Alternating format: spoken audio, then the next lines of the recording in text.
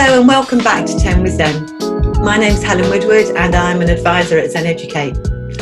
Today we're talking about women in science and tech, and my guests are Dr. Lynne Bianchi and Charly Pearce. So Lynne, you're the director of the Science and Engineering Education and Research Innovation Hub at the University of Manchester, and also the director of the Great Science Share for Schools. And you had over 90,000 children participating last year, which is amazing. And Charly, you're a software developer here at Zen Educate and previously a teacher of children with special educational needs and disabilities. So Charly, I'm going to start with asking you, can you tell us about what interested and excited you at school, and also how you now came to be working in tech in your role now? First of all, hi.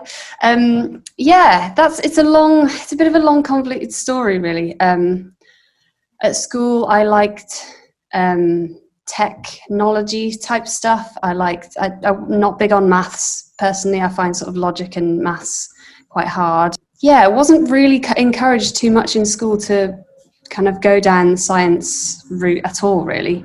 My sort of journey to from college and sort of to university, it was all sort of music tech related.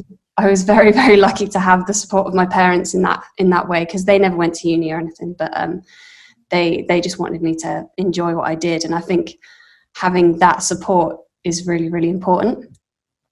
I did a bit of work in TV and editing and stuff, but I didn't really like the culture. It felt very cutthroat and should have felt more collaborative than it actually was. So I kind of left that for a bit and then started working with kids with autism, supporting them, which led to me being a TA, which then led me to go do my teacher training. But I love sort of technology and, working with computers and things, and I just thought I needed a change. So turned my hand at the grand old age of 35 to software engineering. Wow. And here I am. So it sounds like a lot of your music tech work was self-taught. Oh yeah. Right. It's just exploration, discovery, and just following that sort of path of your kind of highest excitement and your highest inspiration. So thank you, Charly. I'm going to take us now to Lynne, because I know one of your mantras is that science and engineering is for everyone. So can you tell us some of the data around career choices and at what age children start selecting out of some of those opportunities?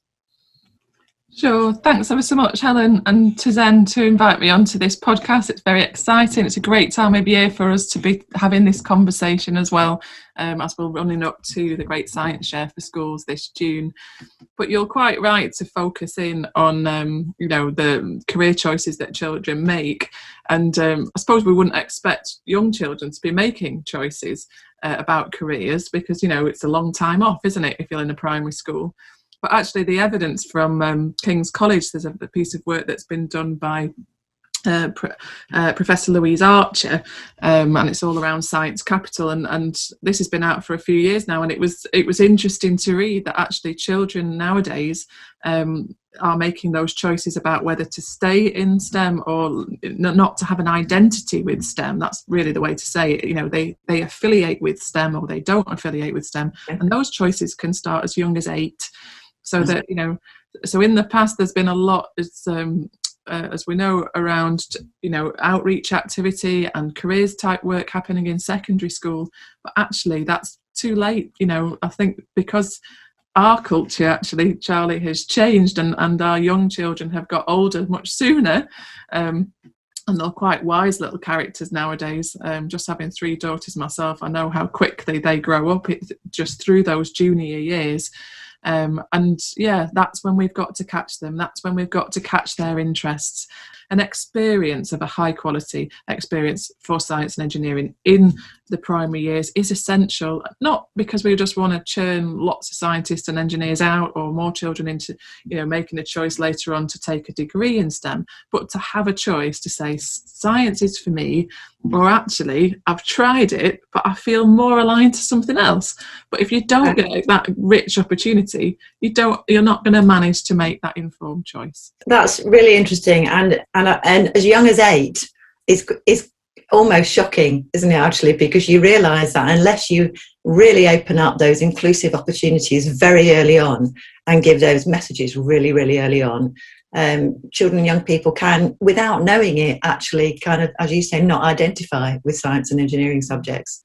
Even as educators and you know, sort of people who work in schools, we're really battling against a society that has so much sort of coding towards it that, like, these are girls' things and these are boys' things. Like, if you're raised and socialized as female, then or male, you get these messages so hard from such a young age. And I agree that, like, by the time you're a teenager, it's almost too late. Like, these things have been happening since these kids are babies. So we've got to really, really push back against this bigger force, if you will, and sort of show the kids that actually it is for everybody.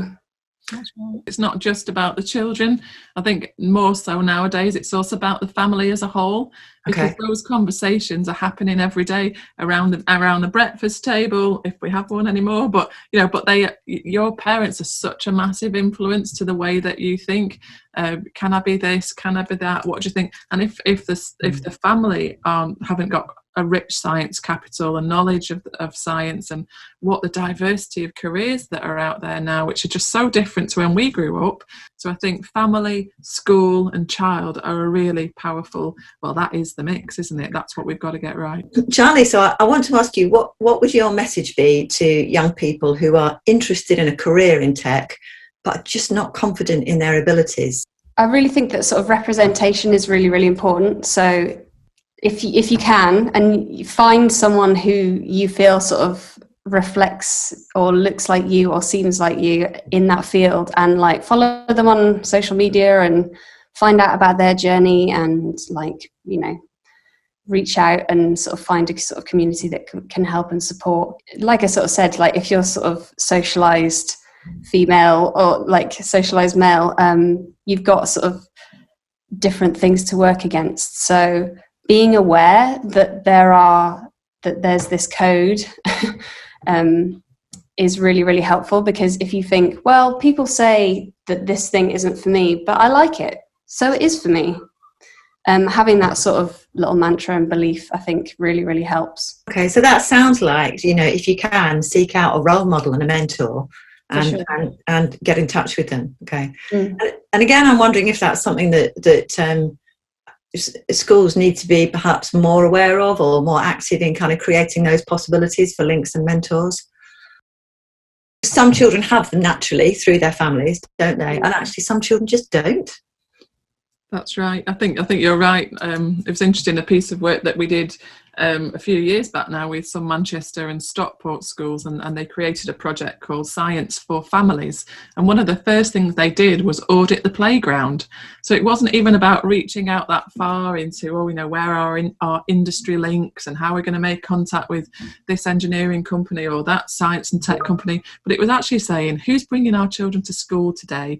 And when they audited the playground, what was the job that mum and dad were in? What was auntie in? What was grandma and granddad who just retired from? And when you saw the breadth of STEM careers, whether they acknowledged it or not, and some children didn't acknowledge, for instance, hairdressers to be a scientist, but the amount of science that they use in their life, and then tracking that and actually exposing, look at our school community, we have these people, and so let's bring them in and let's support them to build that culture around our school. That's really lovely, actually, and how exciting that was literally already in the community. It was all sorts, and I encourage teachers to do that. Just audit your parents, audit your families, who's out there. That's lovely. And Lynne, you're kind of leading us on to my last question, which was, what can school leaders be doing to promote science and engineering for everyone? And I think it would be good, because of the research you've referred to at the start, particularly for children under 8, because that's such a crucial time. So what can school leaders be doing with the under 8s to promote science and engineering for everyone? So I think school leaders do have a really big responsibility towards their teaching staff to build the confidence of their teaching staff.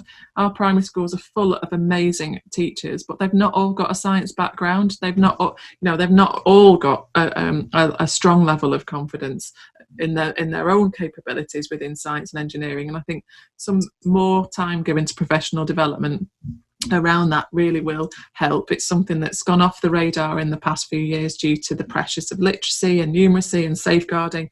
So let's just bring that culture back that every teacher is entitled to some STEM CPD in the next year. Let's try that one. School development plans are great places to put an objective, because then that will drive change as well.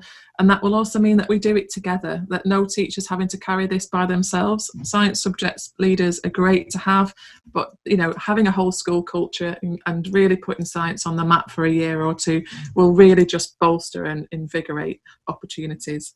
There are lots of us out here in the STEM education community, so let's open our eyes and our schools to who is out there that can support. There's so many free resources, but I think the real bottom line is to make your school an enquiring school, a school where questions are asked, questions are listened to, and questions are valued.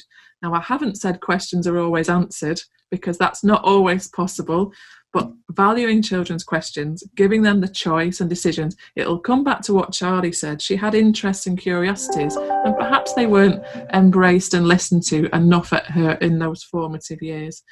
But by being able to giving children that chance to have some control and decision making over some aspects of their learning would possibly give that strength to science really thriving back in our primary school. But science in context, really understand why we teach science in primary. It's not just to cover the national curriculum, it's to make sense of our world, and they're going to do that through questioning. Thank you, Lynne. That's been wonderful to listen to, actually, and your passion and your excitement comes through every time I hear you talk, which is really lovely.